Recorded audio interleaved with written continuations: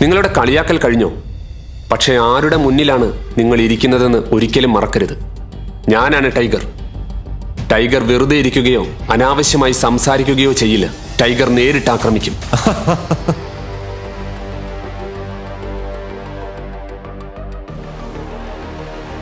അപ്പോൾ നീയാണ് ടൈഗർ.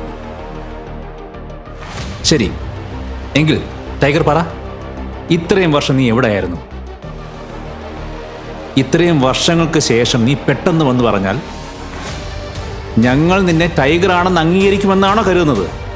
ഒരു തമാശയല്ലല്ലോ, അല്ലേ വിക്രം? നീ പറയുന്ന ആ ബഹുമാനം ചോദിച്ചു വാങ്ങേണ്ടതല്ല,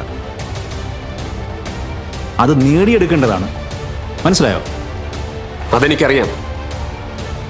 പിടിച്ചു പറിക്കുന്നത് എന്റെ രക്തത്തിലില്ല.